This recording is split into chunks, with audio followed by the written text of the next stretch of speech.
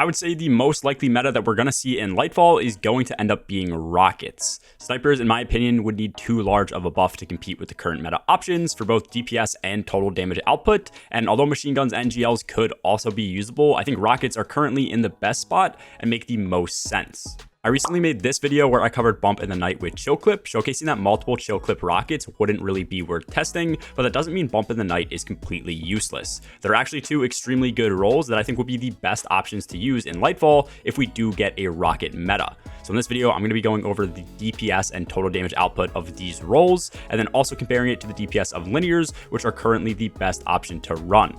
As always, if you guys do enjoy the video, make sure to drop a like and sub down below as we're super close to hitting 50k.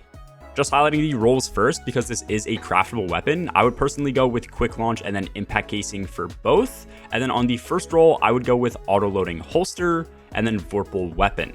This roll will be used for swapping, so having a handling masterwork would be the best if you want that too. And then for the second roll, I would go with field prep and frenzy. For this, you would most likely just be rocket spamming. A reload masterwork would be useless, so velocity is probably the next best bet. Field prep ends up giving 50 reload speed, frenzy gives another 50 if it's procced, and the base reload speed is already 58. Frenzy is going to be a 5% higher damage buff compared to Vorpal as well, so you can just run Frenzy on both rolls, or if you don't want to worry about keeping Frenzy up, then Vorpal should also work on either as well. As far as damage testing goes, let's take a look at how hard each weapon we are testing hits for first. At base, Bump in the Night is going to hit for 95,102 damage between the impact and the blast, and this is with impact casing on. Vorpal, which is a 10% buff on weapons, hits 10% harder at 104,613 damage, and then Frenzy hits for 109,368, which is in line with the 15% damage increase that you would expect to see. Also on screen now are the values for the rockets when Font of Might is added in. Since this is a stasis weapon and Font is exponentially easier and more consistent to proc on stasis, I will be taking that into account in this testing. I did also test Wolfpack rounds with Bump of the Night. There should be 8 rounds for any rocket you use with 16 impacts and then 8 explosions as well. The impact ends up hitting for 1129 and the explosions for 2418. So in total, if everything hits here, this is another 37,408 damage per rocket. Reads with firing line is going to hit for 63,328 damage. And then once again, this is stasis. So with Font, we are now at 79,160. Lastly, plain and simple, Izzy hits for 100,736 damage with a honed edge times 4 shot. And do keep in mind, this is with Catalyst. So if you don't have that, you won't hit for the same value. With all of that out of the way, I went through and tested the duration that it takes for each weapon / combo to get off most of its ammo.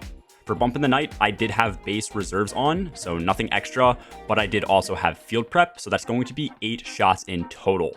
Once again, I am assuming the largest buff for Bump in the Night, which is 15% from Frenzy, along with Font of Might, and with Wolfpack rounds. So 8 rockets is going to come to 1.47 million total damage that we're dealing. This took a total of 15.58 seconds, so this means our DPS is around 94.2 thousand damage per second, which is super good.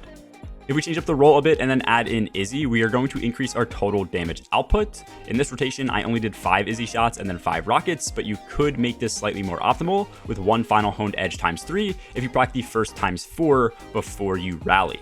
Enhanced autoloading holster would also speed up this rotation, so you will notice me stalling for a few milliseconds in each cycle, so autoloading does have time to proc. In total, this took 17.24 seconds to deal 1.42 million damage, meaning we're dealing around 82.4 thousand damage per second, which is a lot less, but we're going to have 2 rockets left over. Lastly, if we compare this to Reed's Regret, you're going to see an issue that we will likely run into during Lightfall. I dealt almost the full Reed's Reserves, which is 28 total shots with triple tap simulated. This would have dealt 2.22 million damage with firing line and Font of Might. It was a much longer damage phase overall, so it's definitely a bit like comparing apples to oranges, but this took 30.74 seconds, meaning our DPS was 72.1 thousand damage per second. The main issue that I briefly mentioned is that rockets, in my opinion, being second to linears right now, don't even come close to the total damage output that linears deal. I think Bump of the Night will be one of the best options that we have going into Lightfall, but rockets still need a pretty substantial increase in either ammo economy or their base damage. I do think better than Izanagi's Burden with this combo could also be something like Thoughtless, where both weapons are benefiting from Font of Might. Either way, I think that these are the best two options for bump that you should be crafting as far as rockets go, heading into Lightfall, and you can obviously switch perks around too if you don't want multiple crafted copies. Let me know your thoughts on Bump of the Night in the comments below, and if you guys think any other weapons stand a chance at being better. I do also stream a bunch over on my Twitch where we do lowmans and speedruns live. A link to that and my Discord server are both in the description below. Anyways, that's all for this video, guys. As always, have a good one. Peace.